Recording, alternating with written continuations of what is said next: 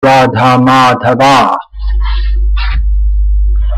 It should be Radha Madhava, isn't it? Krishna's name is Madhava or Madhava? What do you think? Madhava, Kunja. Gopi Jannavallabha. If you say Gopi Jannavallabha, means he's the wife of the gopis.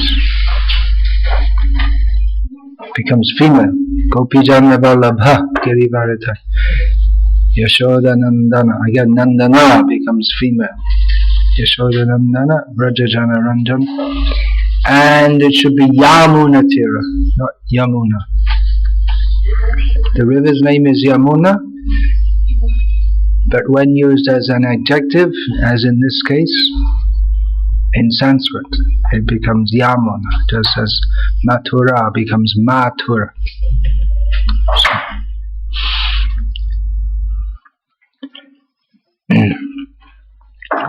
Om Namo Bhagavate Vasudevaya. Om Namo Bhagavate Vasudevaya. Om Namo Bhagavate Vasudevaya.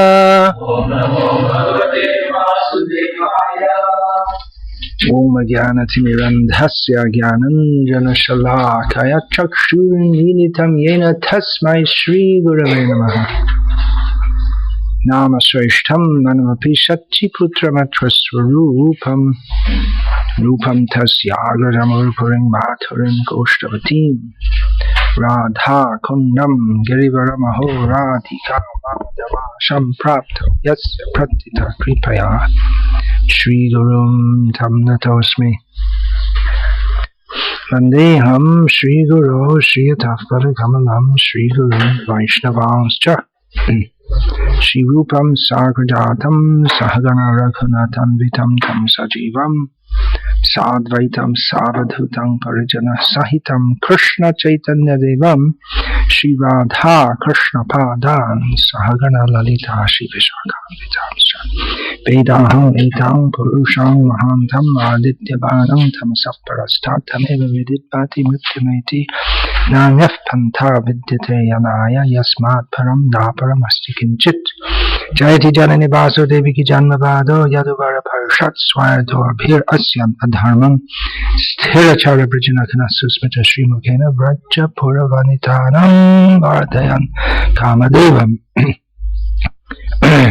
Pahapidang Natabaravapu Karnayo Karnikaram Bibhradva Sah Kanaka Kapisham Vaijayantim Chamalam Randhran Venor Adhara Sudhaya Purayan Gopa Vrindayar Vrindaranyam Svapadaram Brahmanam Pravishad Gita Kirtihi Shri Radhaya Pranaya Mahima Kidrisho Vanayaiva Swadyo Yadadbhuta Mahima Kidrisho Ved Vamadiyaha Saukyam Chasyamad Anubhavata Kidrisham Veti Lobha Tadbhavadya Samajani Shachi Garbho Sindho Harindahu Hare Krishna Krishna Krishna Hare Hare Hare Rama Rama Rama Hare Hare.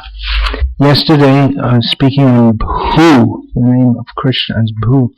Baladev Vidyabhushan, who is our Gauriya Vaishnava commentator on Sri Vishnu Sahasranam, says that this means Dhruva Loka, among whom all the other planets revolve.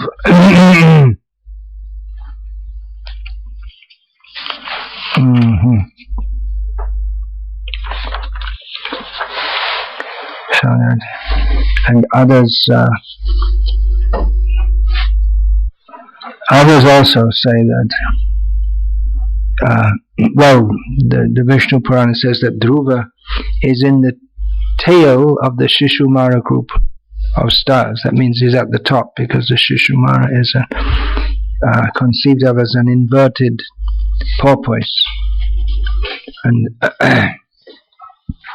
thus the Dhruva is that around which everything else spins, and Shishuma is considered a form of Bhagavan.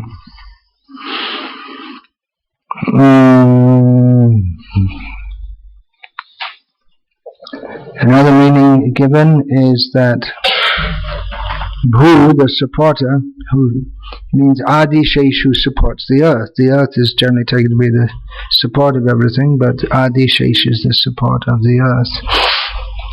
So name 439 is Dharma-yupah. Dharma, everyone's heard this word. It's one of those words which everyone's heard of, but no one's really quite sure what it means. Well, simply put, dharmam hi sakshat bhagavat pranitam. Dharma is that which is ordained by the Supreme Lord. That's a general definition. But it's one of those things like mind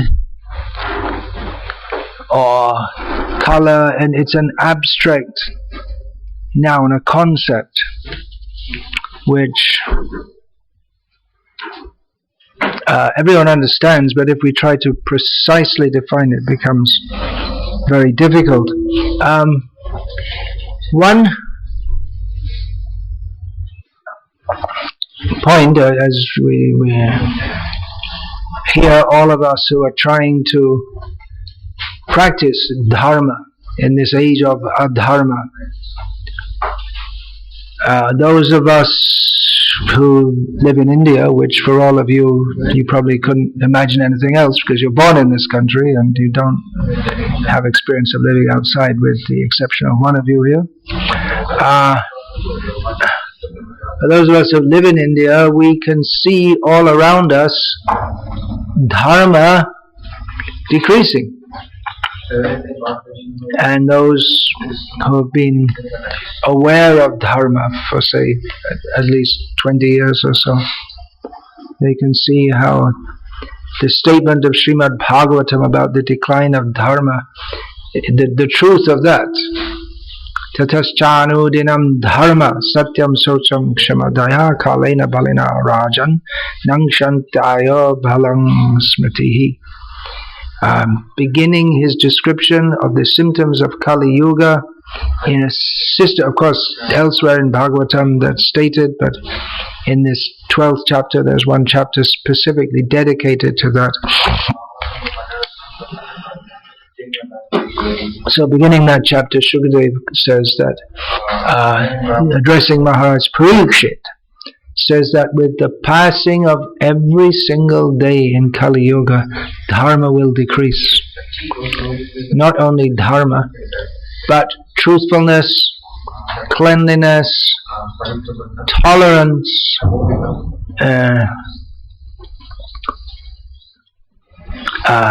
mercy. Of course, these are all aspects of dharma.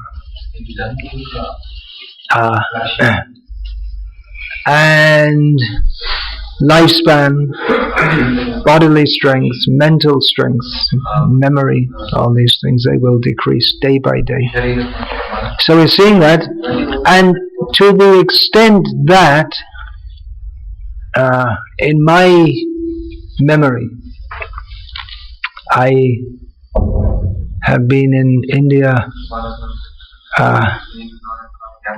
at least consciously aware of being in India for longer than any of you, because when I came to India, none of you were born when I first came. I think that's correct. Or even if you were born, you were still very young and not very cognizant of what was going on in the world. So at that time in India, there was still some sense of dharma. But nowadays, not. And you may say, well, definitely there's Hindu dharma and Muslim dharma. But that's part of the problem, because people think that dharma is some sectarian system of religion. But the concern with dharma that is central to Vedic culture was still there to some extent when I first came here. But nowadays, it's not there. The concern with dharma, as we'll see expressed again and again in Shastra. For instance, Arjuna, when he protested to Krishna about this fight. He didn't want to partake in it. He didn't want to take in it.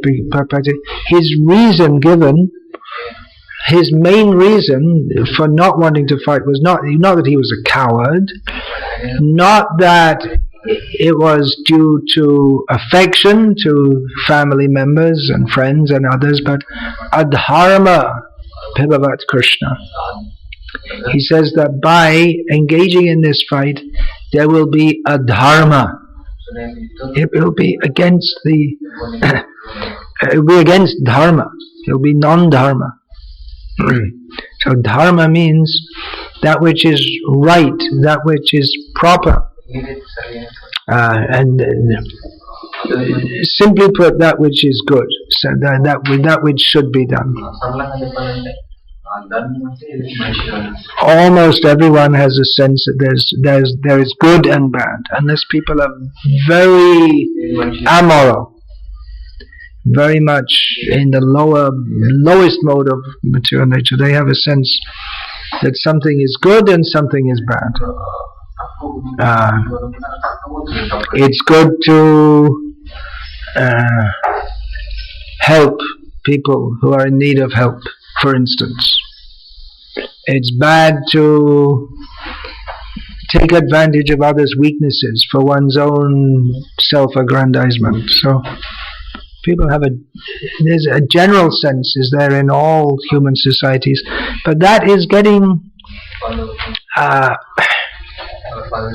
lost in the modern age, where it's considered not many people will directly say this, but one's own personal interest is considered prominent.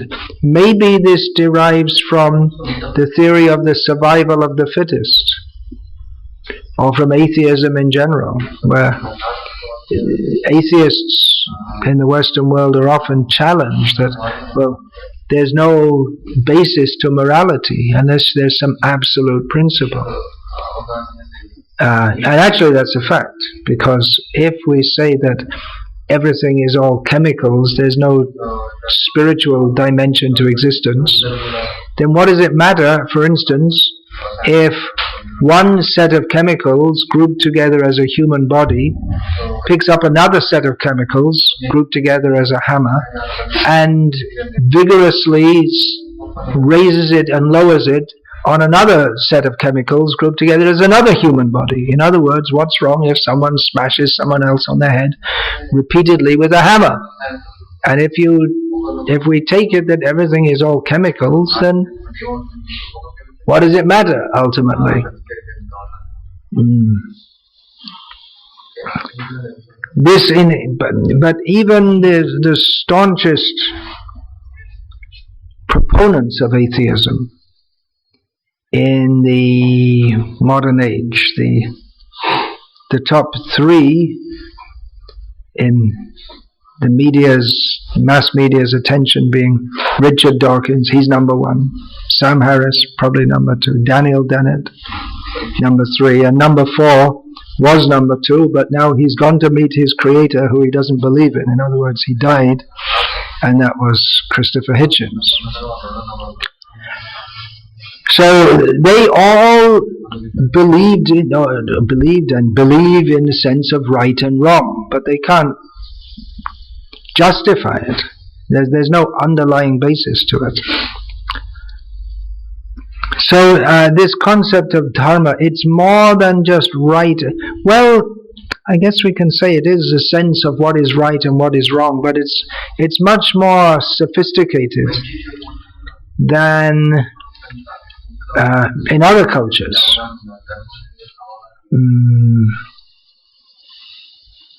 It's much more sophisticated in the sense that it's understood that Dharma also includes a sense of cosmic harmony. That it's not just if you hit someone on the head. I mean, there may be cases where hitting someone on the head is actually a good thing to do. For instance, some years ago, I think it was just a day or two before I was flying into LAX, Los Angeles International Airport, someone pulled out a gun and started shooting people in the El Al check-in line. El Al is the Israeli Airlines. So one of the security guards in the airport, he shot that terrorist dead. So normally just to pull out a gun and shoot someone is bad, but in this case, because he was shooting other people, it was considered good. So what is generally considered bad can sometimes be good, and vice versa. So the concept of dharma is very subtle. This name is very important, Dharma-yupah, because it gives the understanding that Vishnu is the basis of dharma, because the impersonalists, they have a sense of cosmic harmony, but it doesn't go beyond that.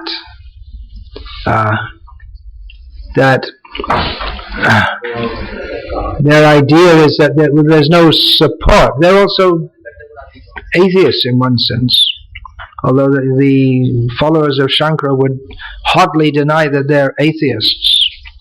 But in the true sense of the term, they are atheists, because they will accept Dharma-yupah. Yes, Vishnu is the maintainer of dharma, but then they think that Vishnu himself is not ultimately a real entity. For them, ultimately, dharma is illusion.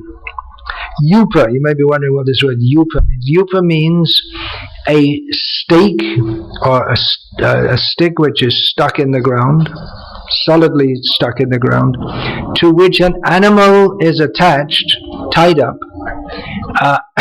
Particular, of course, there may be so many animals tied up. It's a common thing that we see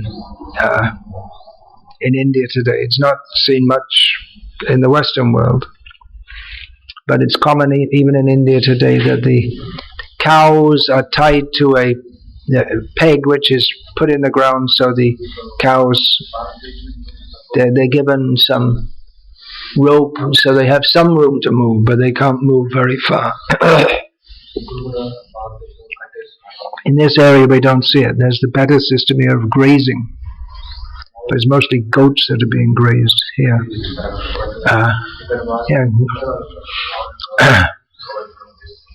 But this, the commentators particularly say that the yupa here, the stake to which the animal is tied, particularly means the stake for tying the animal who is to be sacrificed. So that's another major part of Vedic culture. There are all these points are interlinked. Dharma, yajna, Vishnu, they're all interlinked. Yajna vai Vishnu. Yajna is Vishnu. Yajna, translated as sacrifice. So the point is that dharma is tied to Vishnu. It's inseparable from Vishnu. So we may think, well, I follow dharma and I consider that Shiva is the basis of all dharma. But that's incorrect. It's Vishnu. And Shiva is also totally interlinked with dharma. He's non-different from Vishnu in many important ways, but he's also different. So the ultimate support of everything is Vishnu. So these are all subtle points to understand, but they're very important points to understand. That there is dharma. Atheists, they don't believe that there's some ultimate cosmic, not only harmony, but there's some cosmic judgment system. Or they may believe it, but they have a perverse attitude to it, just like Duryodhana. He fully accepted the concept of dharma, but he thought that everything he did was right. So that, well, my father, he was the rightful inheritor to the throne, but he couldn't occupy the throne because he was blind. But we're not blind. I'm his son and I'm not blind, so why shouldn't I take the throne? It becomes, this kind of thing becomes, can become difficult to understand. It might seem to be a fair claim, but then if Pandu becomes the rightful heir to the throne, never mind that his elder son also has children, has sons, but then the sons of Pandu, or the eldest son of Pandu, according to the law of Pramajanatur. Prabhupada, he knew that word. He used it's an uncommon English word. So Prabhupada knew that word. It means that the first son, he inherits the throne. So Yudhishthira was the rightful inheritor to the throne. But it happened in a very complex situation. The Mahabharata presents so many complex situations in the history of the universe, in which it's not easy to understand what is actual dharma. Becomes difficult to understand. It would seem that, well, Dhritarashtra was at home, his sons were at home, so he was acting as the king, even though he was blind. It was actually a very dangerous situation if anyone had attacked the kingdom at that time, because there was no grown king. Pandu died, and his sons were young.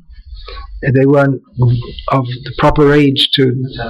Yudhishthira wasn't old enough to take charge as the king. And Dhritarashtra's sons were also young. They were the same age, more or less. Duryodhana was the same age as Bhima. So Dhritarashtra was, for all intents and purposes, ruling the kingdom under the guidance of Vidura. So then, practically, he was the king. He's addressed as the king. We find in Bhagavad Gita that Sanjay repeatedly addresses him as Rajan, as king. So he practically had that situation. But actually, the kingdom should have been given to Yudhishthira. But Dhritarashtra was unwilling to do it, especially Duryodhana was unwilling to do that, and he thought he had a rightful claim to the crown. And when Duryodhana was dying, having been apparently wrongly killed, against or struck in a way that was against the laws of Dharma by Bhima, at the instigation of Krishna, then as he was dying, Duryodhana said, I'm not afraid to die. I've led a good life. I did so many yagyas. I maintained so many Brahmins. I gave charity in Brahmins. I ruled the kingdom fairly.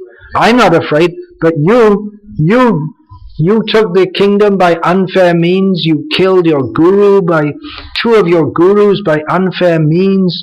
You killed me by unfair means. He didn't say anything about Ashvatthama killing all the soldiers of the Pandavas by unfair means.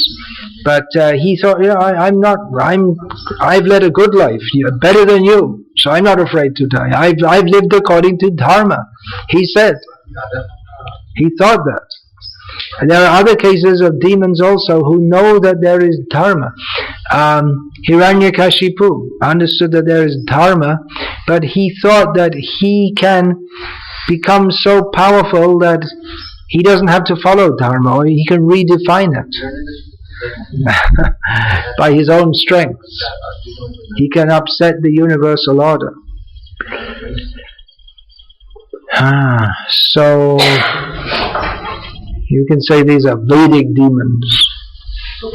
Were they better than present demons who don't believe in any dharma or never even heard of it? Are they better?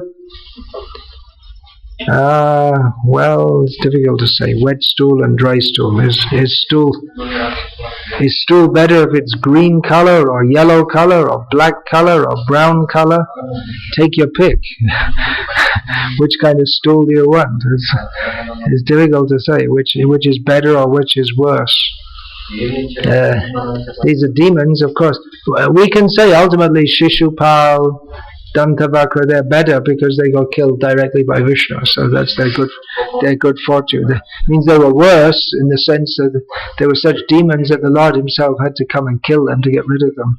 But ultimately their destination is better because they're directly killed by the Supreme Lord. Or in the case of Duryodhana and his 99 sons, they were killed in the presence of Krishna by a devotee of Krishna. So dharma is inseparable from Krishna. In our Gauriya Siddhanta, ultimately this worldly dharma, we call it sadharan dharma, or which means ordinary dharma, worldly dharma, lokik dharma, in the dharma of this world. We don't give so much importance to it because it tends to tie one to this world. In that sense, someone who is very much interested in all these things, they can become tied to this world by dharma. And that's the condition of the persons who are called smartas. They're very much interested in following all the rules and regulations of the Vedic literature, but they don't have a transcendental objective. I'm not talking about today's smart coffee drinking smarters who go to their office in their pants and shirt and watch cricket on the TV. That's got nothing to do. They're not real. It's a caste. Practically you can say it's a caste. They're not real smarters at all. The real smarters would be like Shukracharya. He's materialistic, following the rules and regulations, but without proper concern for Vishnu. They may even chant Vishnu Sahasranam. We're going through Vishnu Sahasranam, and Vishnu Sahasranam is highly rated by smarters because it destroys all your sinful activities to chant it.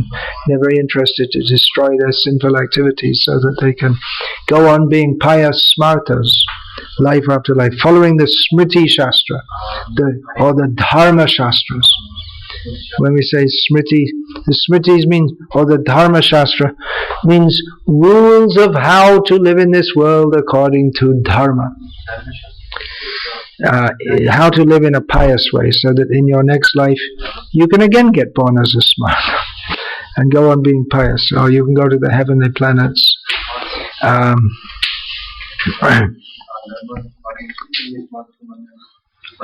So actually all these rules and regulations, they are given by Vishnu, although but some are more suitable for demoniac minded people,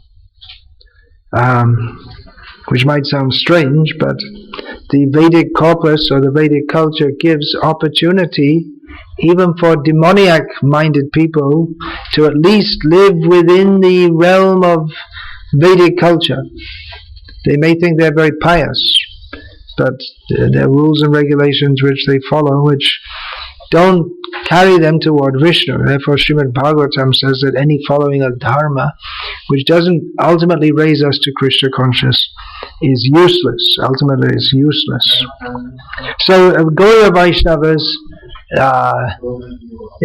they're not so much concerned. Not dharma, Raghunath Das Goswami says he's not concerned with dharma or adharma. It's a really revolutionary statement to make. Nowadays, if you say that, is not revolutionary, because people are already in that situation, not on the platform of Raghunath Das, not that they transcended dharma and adharma, but they just don't know anything about it. They're below, that means they're on the animal platform. Sometimes we hear in ISKCON also to us, we don't care about all this dharma. That's not for Vaishnavas. But they think they've transcended. They haven't even come to the platform of dharma, as can be seen in, for instance,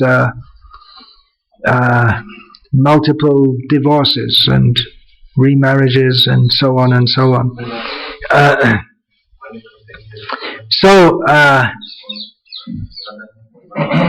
This name is very important.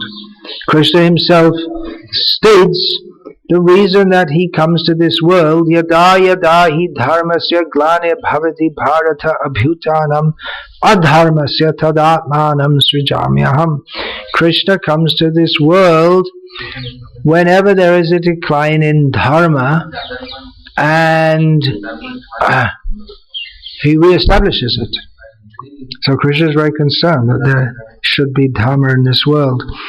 So dharma is united with him, and particularly in the description of the universal form. It's said that his head is dharma. Sometimes said the front side of him is dharma and the back side is adharma. And in the Taittiriya Aranyaka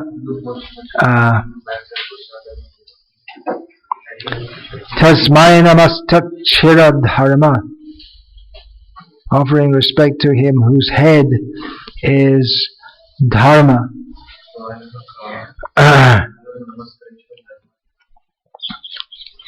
Dharma, of course, is that which sustains. Also, dharyati iti dharma. So that fits with the previous name, bhu, the earth, that which sustains.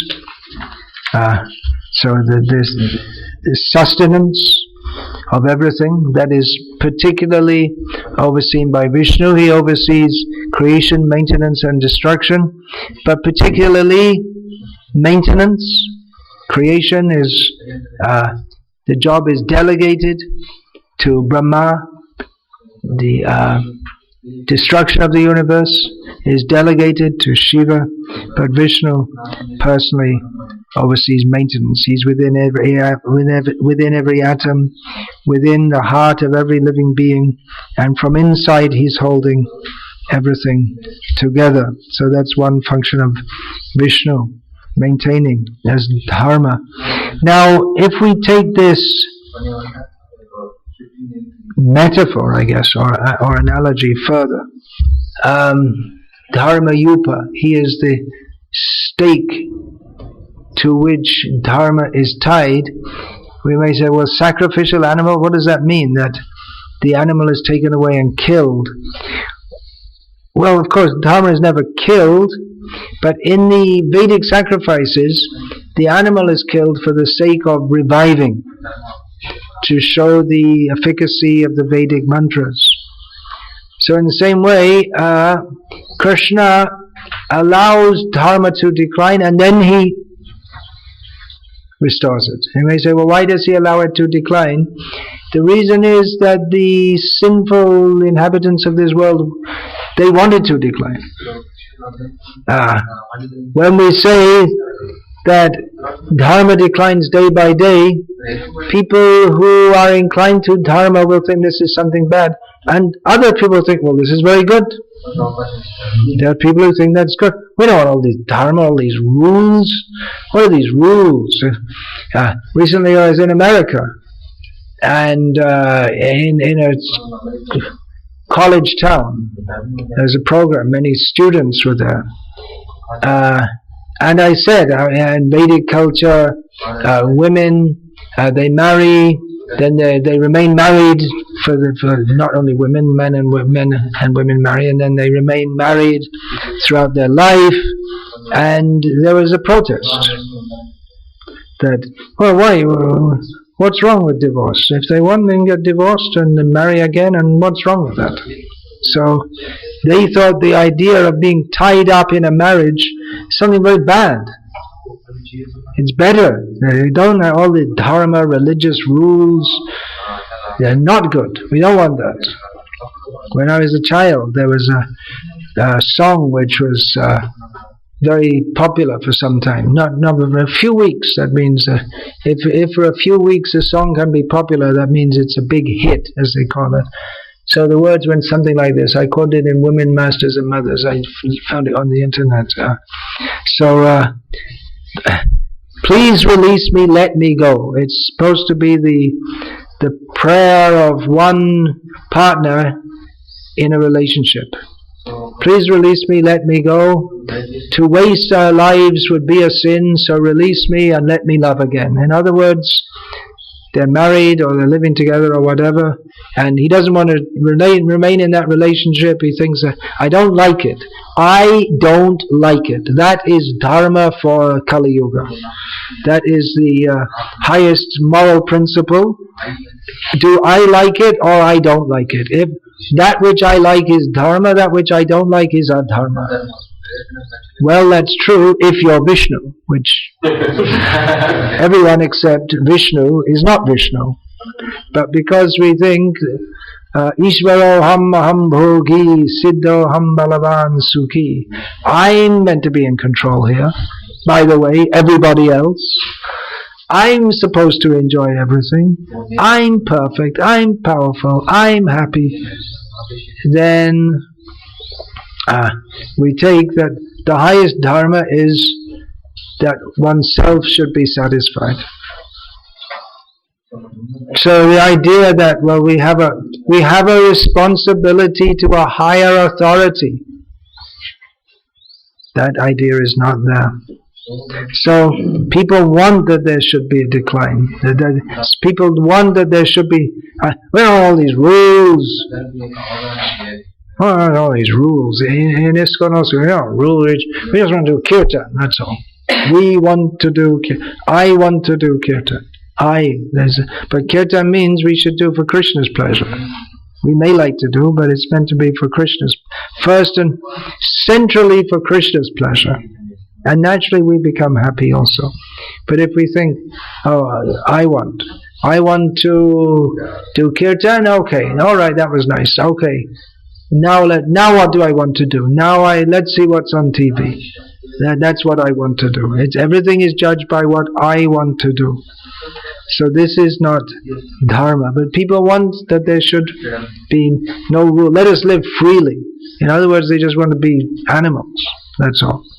No rules, no dharma. And an animal cannot have a sense of dharma. Ahara nidra bhaya maitunam cha samaname tat pashubhya naranam. Dharmo hitesham adhiko vishesham dharmenihina pashubhya naranam. Animals and humans both eat, sleep, fear, fight, defend. Humans can have a sense of dharma. Animals can't. So if a human doesn't have a sense of dharma, and I'm not talking here about I'm a Hindu, I'm a Muslim, I'm a Christian, not this, but actually understanding who is the Supreme Lord and what He wants, and acting in accord with that. Even at the worldly stage, that I said, sadharan dharma or samanya dharma, general dharma. If we don't recognize there is a higher authority to whom we are answerable, then we're just like animals. And another difference between animals and humans is because they don't have dharma, then they're not responsible. If an animal kills another animal, he doesn't get a sinful reaction. If a human kills a human, except under certain circumstances, then he is responsible. He'll get a sinful reaction.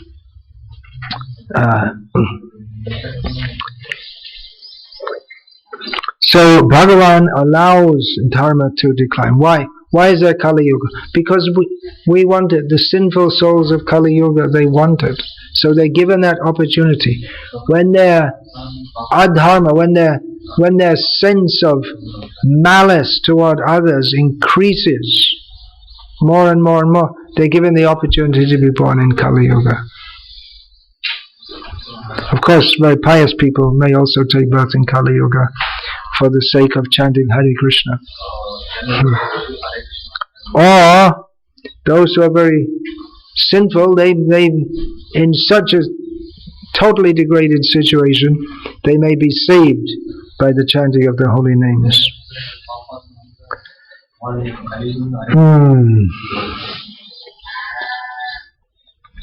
So we should follow Dharma and be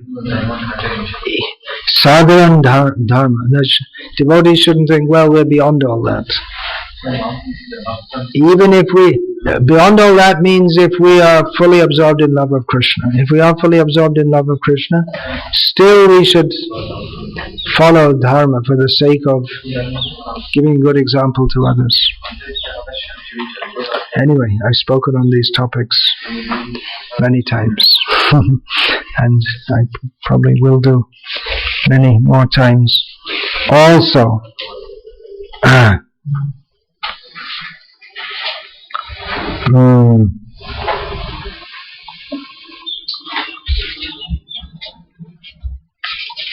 So we should tie ourselves. If we tie ourselves up to Vishnu, or allow ourselves to be tied to Vishnu, yoga, if we're linked with Krishna by yoga, bhakti yoga, then automatically we follow Dharma. That is the inner meaning of Dharma, to be attached to Krishna. Yeah, any question about this, please? Or comment?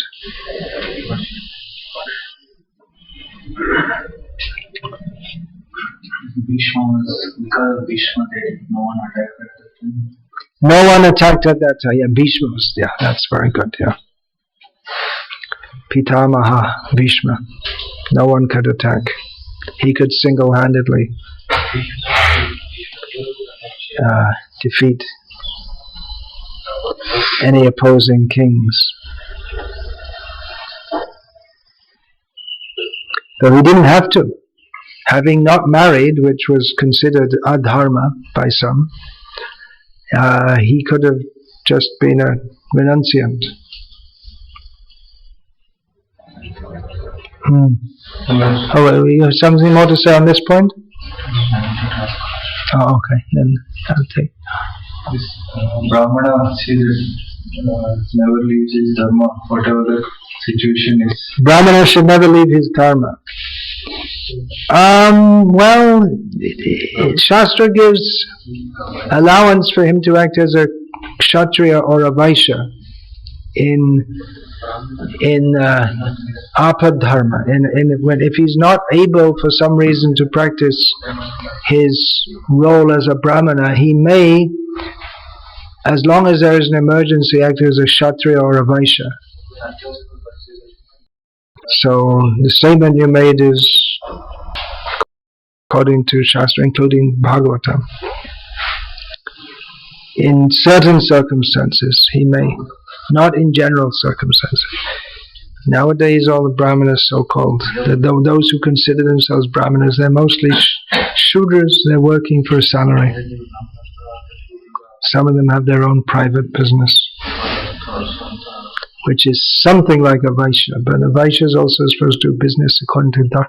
It's practically impossible in the modern age to properly follow Dharma because the whole society is overtaken by demons. So the traditional way of following Dharma is very, very difficult. That is one of the goals of the Krishna conscious movement, to re-establish the Vedic science society, at least microcosmically, as far as possible. Yeah, what's your question? Prabhupada mentioned that in presence of Krishna when they left the body, yeah, they went back to God. Yeah. All of those who died in the battle of Kurukshetra, because they died in Krishna's presence, they all got delivered back home, back to Godhead.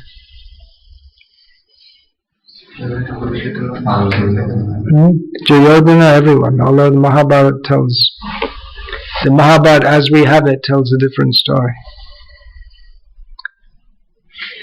There's also Jaimani Mahabharata, most of which is lost, which is a much more devotional version. This Mahabharata we have is the one which is extant in the world, although when I say one, there are so many different recensions, but it's basically the same story. That's more geared for people on the platform of worldly dharma.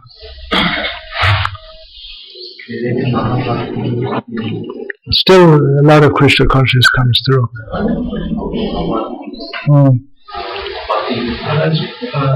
Explain the meaning of stake. I heard a phrase in English, burned at the stake. Burned at the stake. You want to know what that English phrase means?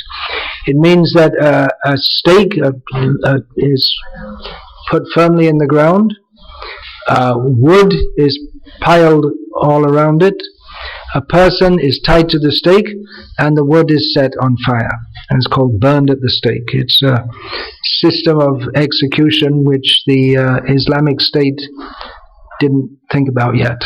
It's well, they think it's non-Islamic because it was popular among Christians in Europe in the medieval times. So maybe they think it's only for kafirs or something like that. It's got nothing to do with Krishna consciousness, but I hope that satisfied your curiosity. There are many burned at the stake. In France, Joan of Arc, famous, burned by the English. And there are so many. That's also in Vedic culture. There was self-burning to death. But who's that? Mandana Mishra? Was it? He burned himself to death on a slow fire with this rice husks, which will burn very slowly. So it's a really torturous death. Because he thought he'd committed a guru aparad. Because for the sake of defeating the Buddhists, he pretended to become a Buddhist. Because he wanted to learn their philosophy for the sake of defeating it.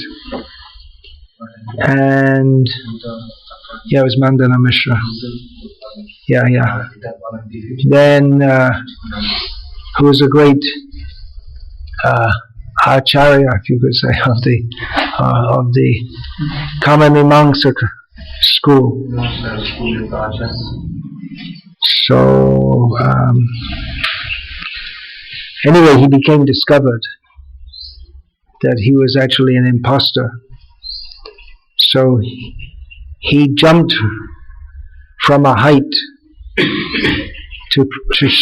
because the Buddhists, they say the Vedas are not true. So he jumped from a height in the presence of his Buddhist classmates and said, if the Vedas are not true, then may I die. If they're true, may they protect me. So he landed and he didn't die. But he did damage one eye. So when Shankaracharya came to meet him, first of all, he didn't want to meet him because no one wanted to see Shankara, because they thought a sannyasi is very inauspicious to see a sannyasi. Because according to their Kamamimamsa, they think anyone who takes sannyas, that's against dharma. Because the aim of life is to enjoy the world, life after life. You do sacrifices, you go to the heavenly planets. What's all this? Becoming a sannyasi and becoming liberated from the world. They thought this was our dharma. So Mandana Mishra, he didn't want to meet with him, but he said, he said, I can't, because Shankara wanted to discuss with him. He said, I can't discuss with you now because I'm burning myself to death because I committed an offense to my guru. Because I took instruction from him, but I wasn't actually a proper disciple. So he, after considering it, he thought I should burn myself. And his one eye was damaged. He said, why did my one eye become damaged? Because I said, if the Vedas are untrue. So by putting it in that way, I presented the possibility that the Vedas are not true. So for that, my one eye got down. He was blind in one eye. So this is all in the biography of Shankara. So you get this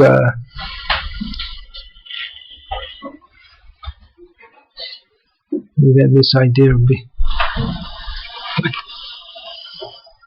that's described in Chaitanya Charitamrita.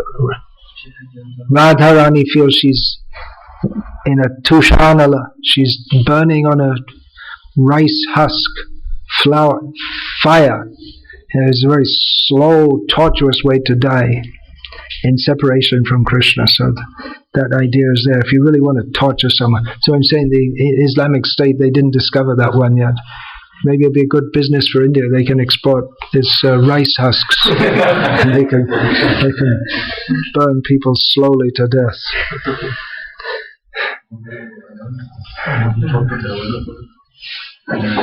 Can suggest to Modi can make some contract with them, can import oil in exchange for rice husks. That's not a very nice joke, is it? Yeah. Can we understand Dharma-yupah as Vishnu as center of Dharma? Vishnu as the center of Dharma. Yeah, the animal can go round and round, but he's tied to Dharma. So yeah, that example is given in the Bhagavatam also, that the animals, just everyone is tied to Dharma, as the animals are tied to a rod in the ground. They can only go round and round, they can't go anywhere.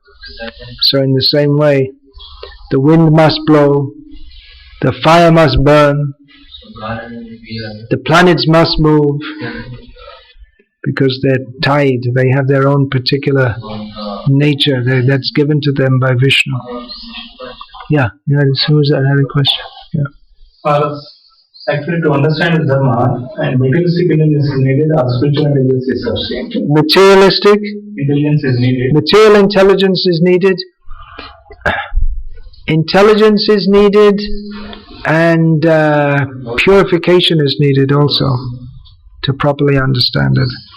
Many of the commentators, they just say it's very subtle and it's not possible to fully understand. Unless we accept Vishnu, unless we accept the Vedic Vaishnava worldview, then it's very difficult to understand exactly what Dharma is, both as a concept, to fully define it, and individual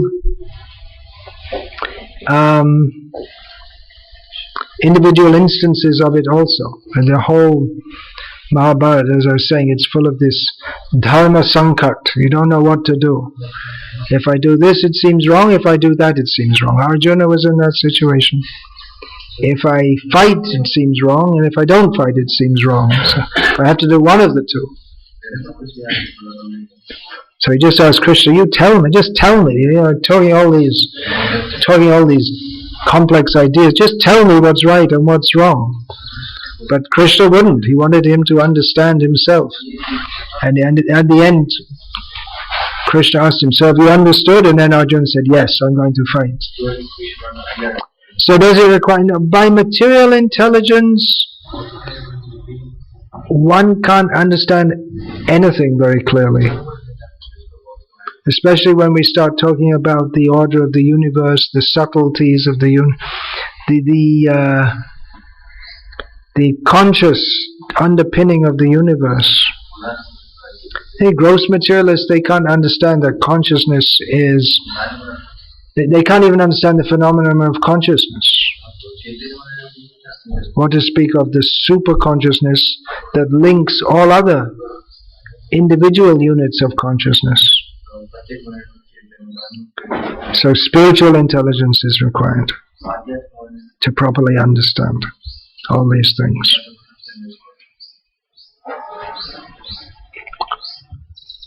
Hare Krishna. Srila Prabhupada ki jai. Hare Krishna.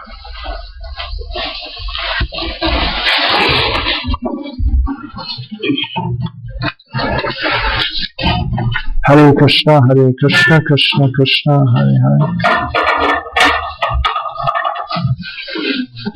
Hare Rama, Hare Rama.